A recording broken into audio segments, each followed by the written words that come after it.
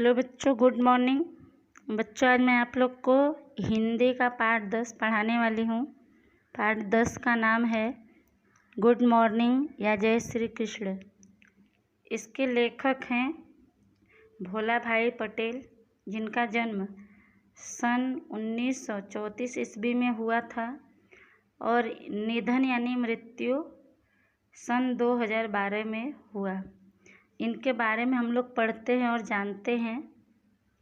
बहुभाषाविद का मतलब होता है बहुत से भाषा जानने वाले, उसके ज्ञान रखने वाले व्यक्ति। गुजराती निबंधकार, विवेचक, अनुवादक, प्रवास लेखक एवं विश्व साहित्य के गहन यानी गहरे अध्येता तथा हिंदी के अध्यापक भोला भाई का जन्म गुजरात के सोजा जिला गांधीनगर गांव में हुआ था। एसएससी परीक्षा प्रथम श्रेणी में उत्तीर्ण करके माणसा में शिक्षक बने। बनारस हिंदू विश्वविद्यालय से बीए उत्तीर्ण करने के पश्चात अहमदाबाद में हाई स्कूल में अध्यापन किया। अध्यापन का मतलब होता है पढ़ाने का कार्य करना। एमए हिंदी संस्कृत की परीक्षा गुजरात यानी यूनिवर्सिटी से प्रथम श्रेणी में उत्तीर्ण की। पहले एसवी आर्ट्स कॉलेज अहमदाबाद में और बाद में भाषा साहित्य भवन गुजरात यूनिवर्सिटी में हिंदी के अध्यापक बने। उन्होंने अंग्रेजी भाषा विज्ञान से भी एमए किया। हिंदी विभागाध्यक्ष प्रोफेसर पद से सेवानिवृत्त हुए। सेवानिवृत्त का मतलब होता है अपने कार्य से मुक्त होना। इनके बारे में बता रहे हैं कि इनका जन्म 1934 ईस्वी में हुआ था और इनकी मृत्यु हुई थी 2012 में। ये बहुत से भाषाओं का ज्ञान रखने वाले व्यक्ति थे। इन्होंने गुजराती में निबंध लिखा। ये विवेचक, अनुवादक थे और प्रवास लेखक एवं विश्व साहित्य के बहुत बड़े गहरे अध्येता यानी जानकार थे। अध्ययन किए थे उसके बारे में तथा हिंदी के अध्यापक थे। भोला भाई का जन्म गुजरात के सोजा जिला गांधीनगर गांव में हुआ था।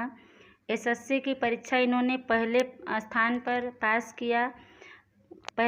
पर पास करके उन्होंने गुजरात में माणसा में शिक्षक बने। बनारस हिंदू विश्वविद्यालय से इन्होंने बीए पास किया।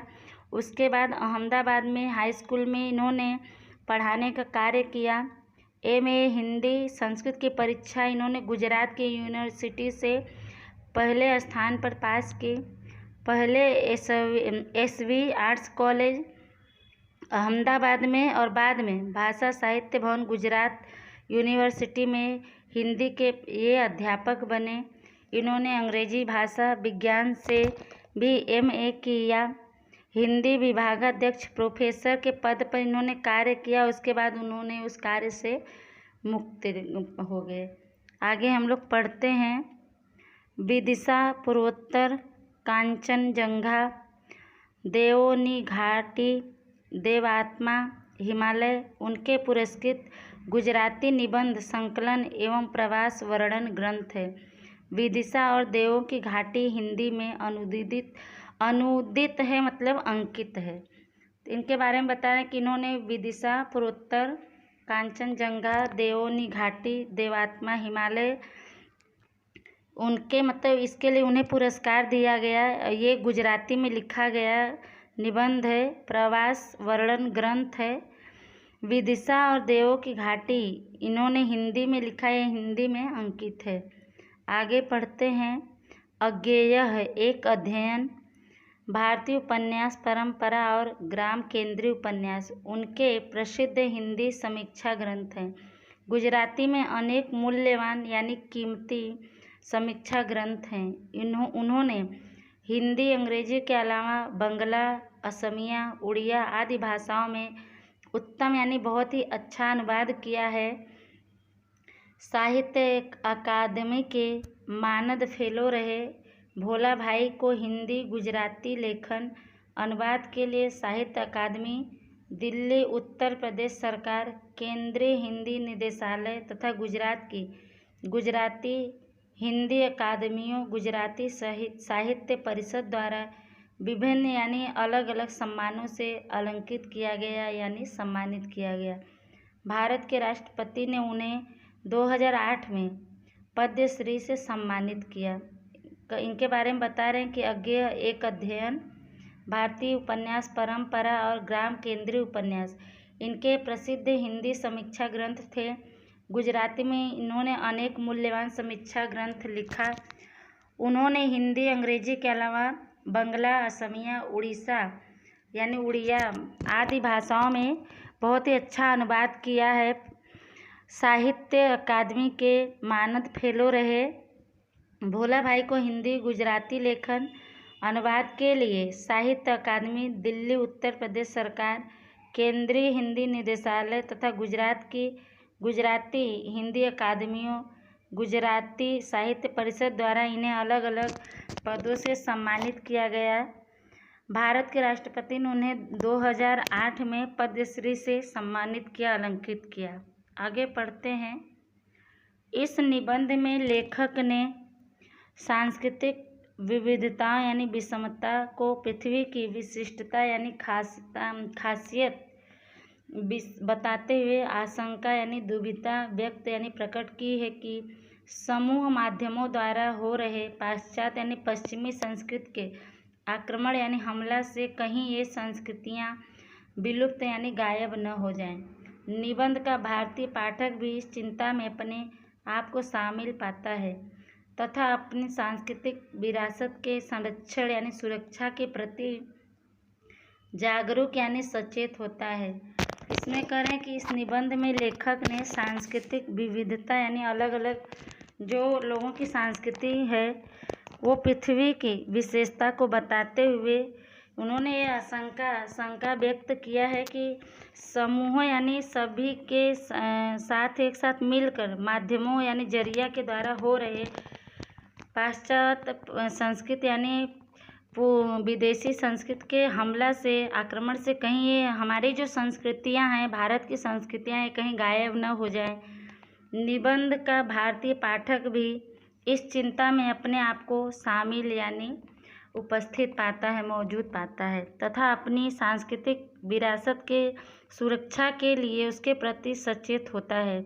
यहाँ पे कवि कहना चाहते हैं लेखक कि जो पश्चिमी लोग खान पान, वेशभूषा, गीत संगीत, बातचीत को अपनाते जा रहे हैं, तो ऐसा ना हो कि हमारी जो पहचान है, हमारी जो संस्कृति, हमारी जो भाषा है, खान पान है, गीत संगीत है, कहीं गायब ना हो जाए। और उसमें सब लोग एक साथ मिलकर इसको अपना रहे हैं, तो इस बात से लेखक जो हैं चिंतित हैं। उसी के ऊपर इन्होंने ये पाठ लिखा है। चलिए आगे हम लोग पाठ को पढ़ते हैं और इसके विषय में जानते हैं।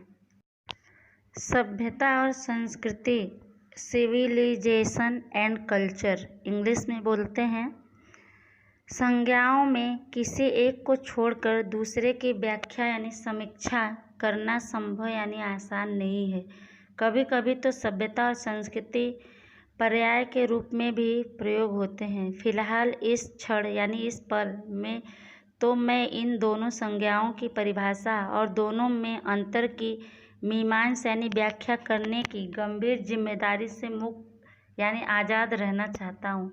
सभ्यता कहें या संस्कृति एक देश या एक प्रजा की निजी यानी अपनी खुद की पहचान, उसके द्वारा विकसित की गई संस्कृति यानी कि उसकी अपनी एक विशिष्ट यानी खास जीवन पद्धति यानी जीवन जीने का तरीका, जीवन दर्शन द्वारा हो सकती है। यहाँ पे लेखक बता रहे हैं कि सभ्यता और संस्कृति का मतलब होता है इंग्लिश में सिविलाइजेशन एंड कल्चर। तो कह रहे हैं कि संज्ञाओं में किसी एक को छोड़कर दूसरे की व्याख्या करना, समीक्षा करना बहुत आसान नहीं है, ये संभव नहीं है। कभी कभी तो सभ्यता और संस्कृति पर्याय यानी पर्यायवाची के रूप में भी प्रयोग किया जाता है।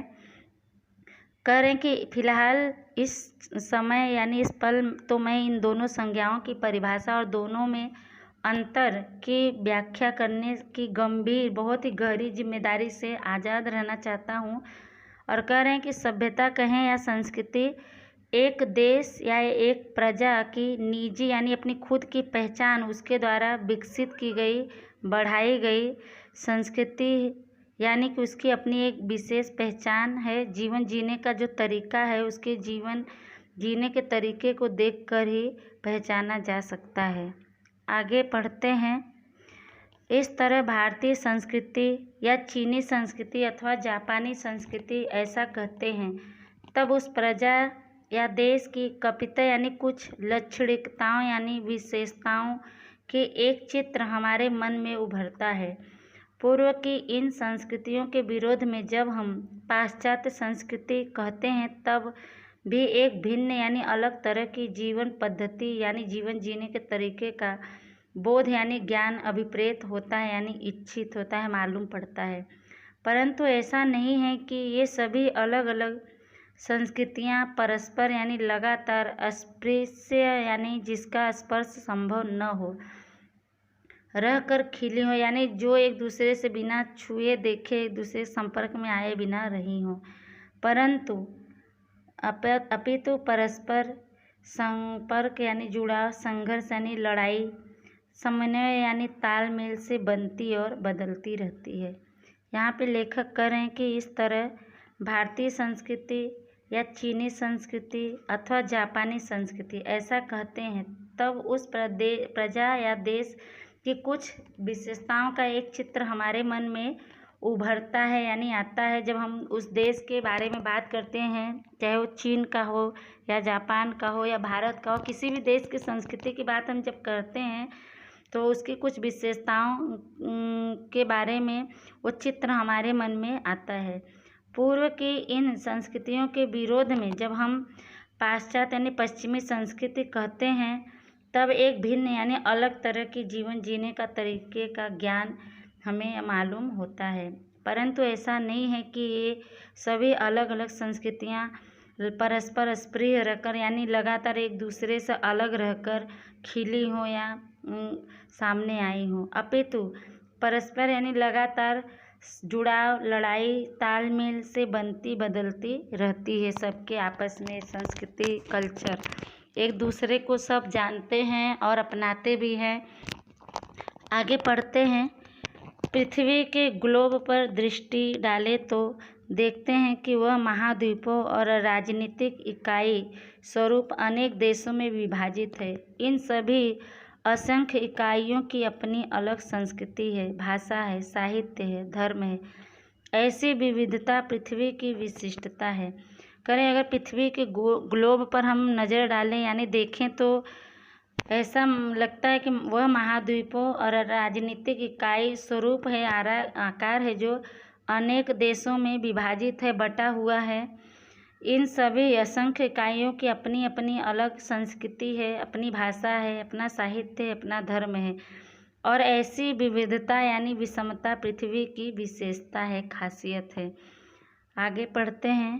परंतु जब से ग्लोबलाइजेशन यानी वैश्वीकरण या भूमंडलीकरण की प्रक्रिया वेग से यानी रफ्तार से आरंभ हुई है, शुरू हुई है और संपूर्ण विश्व के ये विभिन्न खंड या इकाइयाँ मिलकर एक विश्वग्राम ग्लोबल विलेज बन रहे हैं, तब से ये सवाल उठने लगे हैं कि उन विभेदक यानी अंतर विभाजित रेखाओं और रंगों की प्रासंगिकता कितनी बची रहेगी। यहाँ पे लेखक कह रहे हैं कि सबकी अपनी भाषा है, अपनी साहित्य, अपना धर्म है और ये सब अलग अलग बटे हुए हैं। जब हम ग्लोब पर नज़र डालते हैं तो देखते हैं सबकी अपनी अलग पहचान है।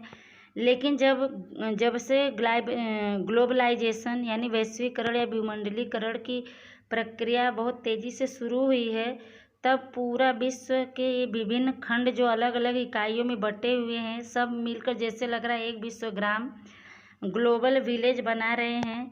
तब से इस प्रश्न उठने लगे हैं कि वो जो रेखाएं बटी हुई, जो अलग अलग भाषाओं के, अलग अलग साहित्य के, अलग अलग धर्म के देश हैं और बटे हुए दिखाई देते हैं, वो विशेषता, वो बंटवारा कहाँ तक दिखाई देता है और कितने बचे रहेंगे।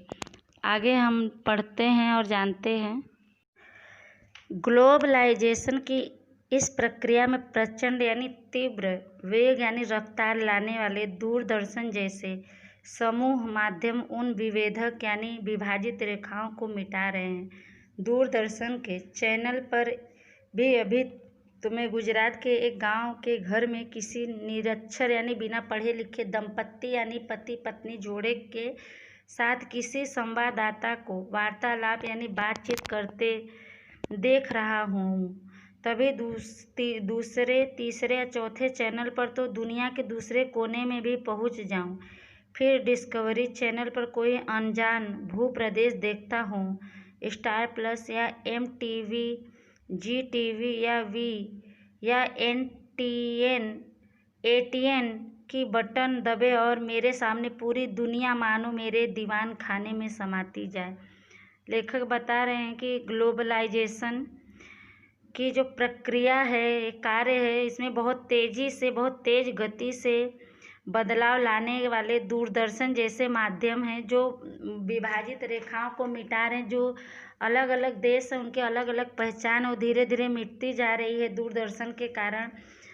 दूरदर्शन के चैनल पर करें कि अभी मैं देख रहा था गुजरात के गांव के घर में बिना पढ़े लिखे जोड़े के साथ किसी संवाददाता यानी पत्रकार जो होते हैं चैनल वाले, उनको बातचीत करते देख रहा था। तभी दूसरे या तीसरे चैनल पर देखता हूँ दुनिया के दूसरे कोने में भी पहुँच जाता हूँ। फिर डिस्कवरी चैनल पर कोई अनजान जिसे मैं जानता नहीं ऐसे भूमि के प्रदेश को देखता हूँ। स्टार प्लस या MTV, GTV या ATN की बटन दबे और मेरे सामने जैसे लगता है पूरी दुनिया की दुनिया मेरे दीवान खाने में समा गई हो, सारी दुनिया यहीं पे हो। आगे पढ़ते हैं और जानते हैं। इससे कभी कभी नहीं अनेक बार भय यानी डर लगता है कि अब हम किसी एक यूनिवर्सल जैसी दुनिया की तरफ वेग से गति कर रहे हैं। कदाचित एक ही भाषा प्रभावशाली रहेगी, अंग्रेजी। शायद एक ही संस्कृति प्रभावी रहेगी, पाश्चात्य संज्ञा यहाँ अमेरिका, यूरोप द्वारा विकसित यानी फैलाए गए संस्कृति निर्देशित करती है। यहाँ पे लेखक कह रहे हैं कि इससे कभी कभी नहीं अनेक बार डर लगता है कि अब हम किसी एक यूनिवर्सल जैसी दुनिया की तरफ बहुत तेज़ी से गति कर रहे हैं, जा रहे हैं। अब सबका अलग अलग पहचान नहीं होगा, सब एक ही पहचान के से जाने जाएंगे और वही एक ही भाषा लोगों के ऊपर असर डालेगी। वो भी सब लोग क्या बोलेंगे, कौन सी भाषा का प्रयोग करेंगे, अंग्रेजी भाषा का, और एक ही संस्कृति प्रभाव डालेगी सबके ऊपर। पाश्चात्य यानी पश्चिमी संस्कृति, अपना संस्कृति रहेगा ही नहीं, अपनी पहचान रहेगी ही नहीं। और कह रहे हैं कि पाश्चात्य संज्ञा यहाँ किसके लिए बोल रहे हैं, अमेरिका, यूरोप द्वारा फैलाए गए, विकसित किए गए भाषा संस्कृति के बारे में बोल रहे हैं और यही सबको निर्देशित करती है, यही भाषा सब प्रयोग करना चाहते हैं, इसी के बताए हुए रास्ते पर सब चलते हैं। आगे पढ़ रहे हैं। फिर चाहे भले न अफगानिस्तान के तालिबान शरीयत के नियमों का अनुसरण यानी पालन कर दो प्रेमियों को पत्थर मार डालने की सज़ा सुनाए। अंग्रेजी में एक शब्द है ऑनस्लॉट यानी कि जोरदार हमला या आक्रमण।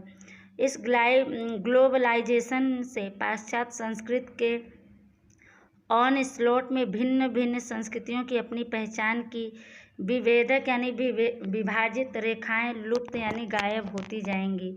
इसलिए ग्लोबलाइजेशन एंड कल्चर, वैश्वीकरण और संस्कृति की बात करना अनिवार्य हो जाती है। यहाँ पे लेखक कह रहे हैं कि धीरे धीरे लोग सांस्कृतिक भाषा उसकी संस्कृति को अपनाते जा रहे हैं। तो ऐसा ना हो कि एक दिन हम अपनी पहचान खो दें, हम पूरी दुनिया एक ही भाषा एक ही संस्कृति को अपनाने लगे और वही भाषा वही संस्कृति पूरे देश को निर्देशित करे, चलाए। तो यहाँ पे लेखक करे कि फिर चाहे भले न अफगानिस्तान के तालिबान शरीयत के नियमों का पालन करना दो प्रेमियों को पत्थर मार डालने की सज़ा सुनाए। अंग्रेजी में एक ही शब्द होगा उसके लिए, ऑनस्लॉट यानी कि जोरदार हमला या आक्रमण। और लेखक करें कि इस ग्लोबलाइजेशन से पश्चिमी संस्कृति के ऑनस्लॉट से अलग अलग संस्कृतियों की अपनी पहचान की जो विभाजित किया गया है और रेखाएं धीरे धीरे बटी हुई हैं, एक दूसरे से अलग उनकी पहचान, अपनी संस्कृति है वो रेखाएं गायब न हो जाएं।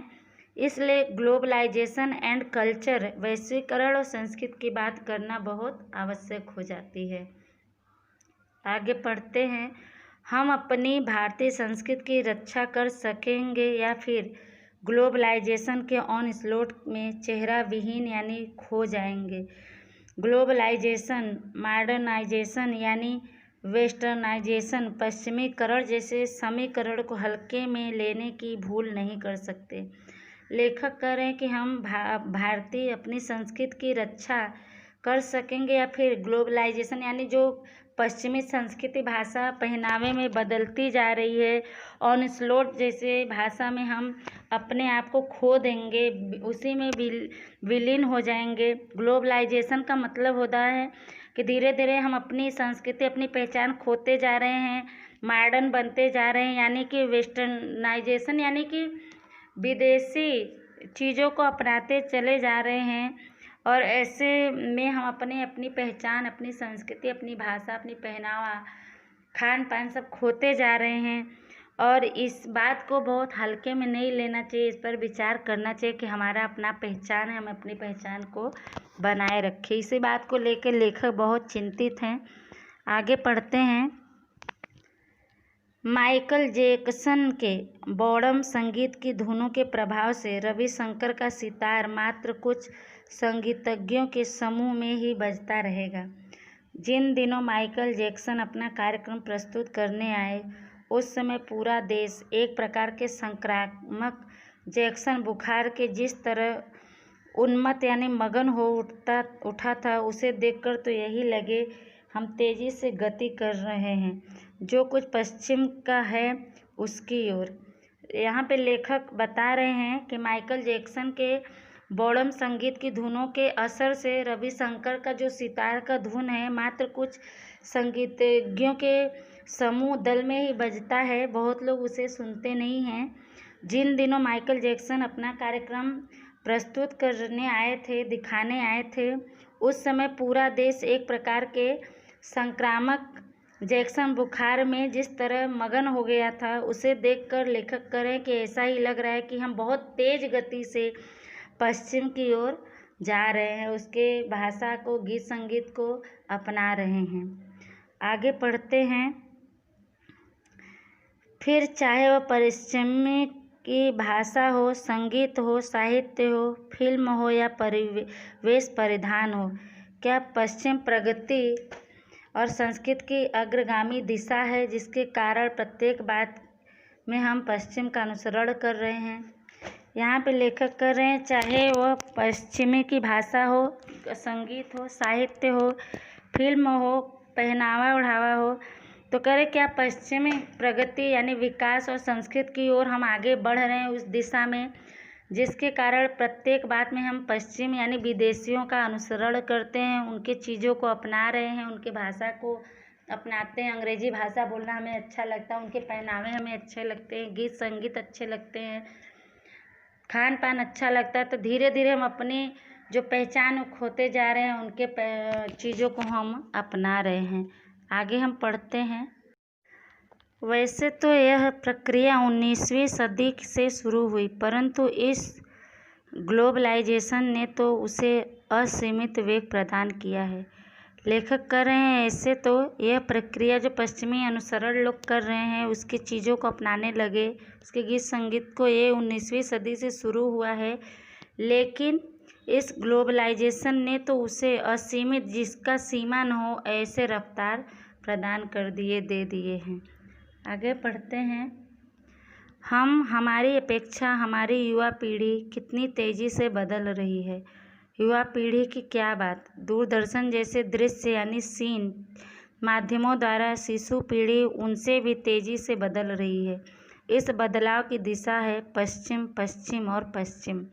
लेखक करें कि हमारी अपेक्षा यानी तुलना में हमारी जो युवा पीढ़ी है, नौजवान है, बहुत तेज़ी से बदल रही है। युवा पीढ़ी की बात क्या करें, नौजवान क्या, दूरदर्शन जैसे दृश्य के माध्यमों यानी जरियों के द्वारा जो छोटे छोटे बच्चे हैं उनकी भी पीढ़ी बहुत तेज़ी से बदल रही है, परिवर्तन हो रहा है उनमें। इस परिवर्तन की दिशा है पश्चिम, पश्चिम और पश्चिम देश। आगे पढ़ते हैं। यह पश्चिम शब्द 3 बार लिख जाने के बाद मानो मैं सावधान हो गया। आज सुबह सुंदर कंठ से गाए हुए नरसिंह मेहता के प्रभातीय सुनकर मैं कैसे विवर्त यानी भंवर में गर्क यानी डूबता होता जा रहा हूँ। मैं बात तो कुछ और करने वाला था, तो फिर यह ग्लोबलाइजेशन और संस्कृति और अपनी भारतीय संस्कृति और इन सब गुत्थियों यानी पहेलियों में क्यों उलझ यानी फंस गया हूँ। लेखक कह रहे हैं कि यह पश्चिम शब्द 3 बार लिख जाने के कारण ऐसा लगता है कि मैं सावधान हो गया हूँ, सतर्क हो गया हूँ। और आज बहुत ही सुंदर गाना गाए नरसिंह मेहता के द्वारा। सुबह सुबह मैं उस गाने को सुनकर जैसे लगता किसी भंवर में डूबता जा रहा हूँ।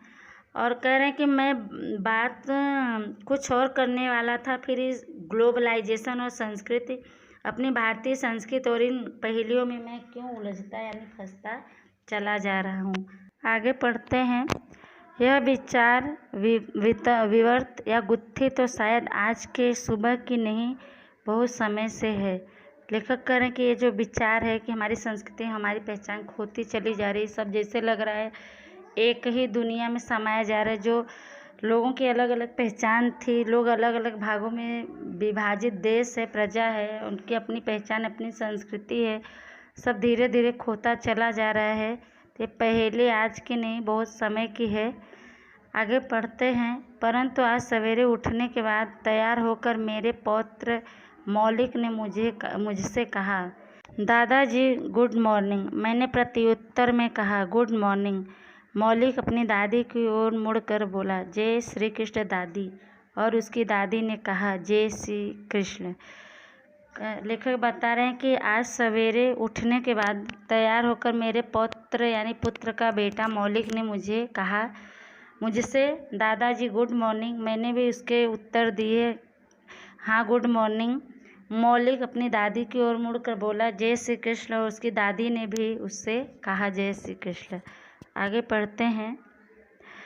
गुड मॉर्निंग और जय श्री कृष्ण ये दोनों अभिवादन तो मौलिक के लगभग दैनिक यानी रोज के कार्यक्रम अनुसार थे, परंतु आज सवेरे इन 2 अभिवादनों के बीच में मेरे चित्त में एक द्वंद्व यानी युद्ध शुरू हो चुका है।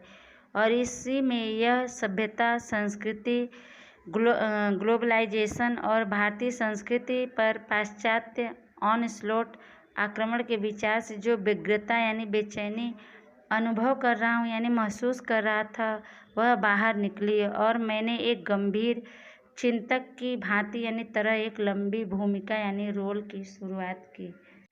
लेखक कह रहे हैं कि गुड मॉर्निंग और जय श्री कृष्ण ये दोनों अभिवादन मौलिक के रोज के काम के अनुसार थे, लेकिन आज जब सवेरे इन दोनों अभिवादनों के बीच में मेरे मन में एक संघर्ष शुरू हो चुका है इस चीज़ को लेकर। और इसी में यह सभ्यता, संस्कृति, ग्लोबलाइजेशन और भारतीय संस्कृति पर पाश्चात्य ऑनस्लॉट आक्रमण के विचार से व्यग्रता का मैं अनुभव कर रहा हूँ, बेचैनी जैसा अनुभव कर रहा हूँ। और वह बाहर निकली और मैंने एक गंभीर चिंतक की तरह एक लंबी भूमिका की शुरुआत की यानी रोल की शुरुआत की। आगे हम लोग पढ़ते हैं। मेरा तो सीधा प्रश्न था और वह भी अपने आप से था, गुड मॉर्निंग या जय श्री कृष्ण अभी अभी 5वें वर्ष में प्रवेश कर रहे हैं और अखिल जगत को विस्मय यानी आश्चर्य से देखने वाले अपने पौत्र मौलिक को मैं चींटी और कबूतर की कहानी सुनाऊं, उसके साथ अक्का बक्का 3 तलक्का का खेल खेलूं या फिर दूरदर्शन के कार्टून की दुनिया में उसे खोया रहने दूं, अथवा किसी पाश्चात्य यानी पश्चिमी संगीत की भारतीय अनुकृति यानी भारत के किए गए कार्यों के जैसे संगीत की धुन पर, उसकी लय पर कुशलता यानी निपुणता से नाचते देख उसे शाबाशी दूं। लेखक कह रहे हैं कि मेरा तो सीधा प्रश्न अपने आप से था, गुड मॉर्निंग या जय श्री कृष्ण अभी अभी 5वें वर्ष यानी साल में प्रवेश यानी दाखिल कर रहे और अखिल जगत को आश्चर्य कर देने वाले अपने पौत्र मौलिक को मैं चींटी कबूतर की कहानी सुनाऊं या उसके साथ अक्का बक्का तीन तलैका जैसे खेल खेलूं, या फिर उसे दूरदर्शन पे जो कार्टून आ रहा है उस कार्टून की दुनिया में उसे मस्त रहने दूं, या किसी पश्चिम संगीत मतलब विदेशी संगीत की भारतीय गानों के ऊपर बनाई गई धुन की लय पर उसे निपुणता से नाचते देख उसे शाबाशी दूं। आगे पढ़ते हैं। हाँ, वह दूरदर्शन पर श्री कृष्ण की श्रेणी भी देखता है और कार्टून श्रेणी भी। अभी तो एकदम शिशु कहलाएगा, परंतु आज बहुत से शिशु समय से भी आगे रहते हैं। उन्हें पता रहता है कि कितने बजे किस चैनल पर कार्टून आता है। लेखक कह रहे कि हाँ, वह दूरदर्शन पर श्री कृष्ण के सीरियल भी देखता है, कार्टून भी देखता है, और अभी वो बहुत छोटा सा बच्चा कहलाएगा, बालक कहलाएगा। परंतु आज बहुत से बच्चे समय से आगे रहते हैं। उन्हें पता रहता है कि कितने बजे किस चैनल पे कौन सा कार्टून आता है। आगे पढ़ते हैं। कभी चिढ़कर यानी झुझलाकर मैं पूछता हूँ, पूरे दिन कार्टून क्या देखता रहता है? वह जो अंग्रेजी में बोलता है वह तेरी समझ में आता है? उसने सामने से प्रश्न किया। आपकी समझ में आता है? और फिर उसे देखने में डूब जाता है। कह रहे हैं कि उसे सीरियल कार्टून देखते हुए मैं चिड़चिड़ाकर झुझलाकर पूछता हूँ कि तुम पूरे दिन क्या देखता रहता है कार्टून, वो भी अंग्रेजी में बोलता है, तेरी समझ में आता है? तो उसने मेरे सामने से प्रश्न किया कि आपके समझ में आता है, और ये प्रश्न करके वो फिर से कार्टून देखने में डूब जाता है। आगे, देश में लाखों करोड़ों शिशु मौलिक हैं। उनके माँ बाप या दादा दादी को मेरे जैसा ही प्रश्न होता होगा। अभी कुछ दिन पहले मित्र रघुवीर चौधरी के यहाँ अमेरिका निवासी एक मित्र मधुसूदन कापड़िया आए थे। रघुवीर के यहाँ पधारे निरंजन भगत, लाभ शंकर ठाकर, नलिन रावल इत्यादि साहित्यकार मित्र अनेक गुजराती लेखकों की प्रसंग कथाओं में तल्लीन यानी मग्न थे। तभी रघुवीर का पौत्र मंदार पाठशाला से आया और आने के साथ ही रिमोट कंट्रोल से टीवी खोलकर अपने कमरे में प्रिय श्रेणी देखने लगा। श्री रघुवीर जैसे दादा की विनतियां यानी प्रार्थनाएं भी काम न आई। शिशु चित्त यानी मन पर पड़ा रहा। पाश्चात्य एजेंसियों का यह प्रभाव यानी असर कितना दूरगामी होगा। दूरगामी यानी बहुत दूर तक उसका असर होना। कह रहे हैं लेखक कि देश में लाखों करोड़ों ऐसे बच्चे हैं, छोटे बच्चे, उनके माँ बाप मौलिक जैसे बच्चे हैं। उनके कहने का मतलब जिनके माँ बाप या दादा दादी मेरे जैसे ही प्रश्न करते होंगे। अभी कुछ दिन पहले मित्र रघुवीर चौधरी के यहाँ अमेरिका निवासी यानी अमेरिका में रहने वाले एक मित्र मधुसूदन कापड़िया आए थे। रघुवीर के यहाँ पधारे निरंजन भगत, लाभ शंकर ठाकर, नलिन रावल और भी साहित्यकार मित्र उनके यहाँ गुजराती लेखकों के प्रसंग कथाओं में मगन थे। तभी रघुवीर का पौत्र मंदार पाठशाला यानी विद्यालय से आया, और आने के साथ ही तुरंत वह रिमोट कंट्रोल से टीवी खोलकर अपने कमरे में अपनी मनपसंद चीज़ें देखने लगा। रघुवीर ने उनसे बहुत प्रार्थनाएं की, विनती की, लेकिन उनकी विनती उस काम नहीं आई, उसका उस पर कोई असर नहीं हुआ, और वो उसी में मगन रहा। और पाश्चात्य यानी पश्चिमी देशों की ये जो कार्टून है और भी दूसरे सीरियल हैं, ये बच्चों पर कितना असर डाला और कितने आगे तक इसका असर रहेगा, इसकी कल्पना करना बहुत मुश्किल है। आगे पढ़ते हैं। इसकी कल्पना ही हमें चिंतित बना रही है। मौलिक या मंदार तो मात्र अपने करोड़ों समवयस्कों के प्रतिनिधि हैं। इन शिशुओं से लेकर बालकों, किशोरों या युवा उम्र के लड़के लड़कियों की रुचि यानी पसंद ग्लोबलाइजेशन की चल रही प्रक्रिया के बीच गढ़ी जा रही है, और इसकी दिशा है विदेशी संस्कृति की ओर। लेखक करें कि बच्चे जिस तरह विदेशी चीज़ों को अपना रहे हैं, विदेशी भाषाओं को सुन रहे हैं, देख रहे हैं, जिन खान पान को अपना रहे हैं, उस तरह यही बात चिंता का कारण बन रहा है। और करें मौलिक मंदार तो मात्र जो इनके जैसे करोड़ों बच्चे हैं उनका एक उदाहरण है। इन बच्चों से लेकर बालकों, किशोरों या युवा उम्र के लड़के लड़कियों की जो पसंद है ग्लोबलाइजेशन की चल रही प्रक्रिया के बीच गढ़ी जा रही है और इसकी दिशा है विदेशी संस्कृति की ओर। आगे पढ़ते हैं। किंतु फिर कोई कहेगा कि एक बार ग्लोबलाइजेशन हो जाए फिर देश क्या और विदेश क्या। मेरी व्यग्रता का कारण यही प्रश्न है, देश क्या और विदेश क्या। क्योंकि देश देश है किंतु वह अपनी अलग अस्मिता यानी पहचान के साथ बचा रहेगा क्या। लेखक करें कि फिर कोई कहेगा कि एक बार ग्लोबलाइजेशन हो जाए यानी सब एक में सम्मिलित हो जाएं, मिल जाए, तो फिर देश और विदेश में क्या अंतर रह जाएगा।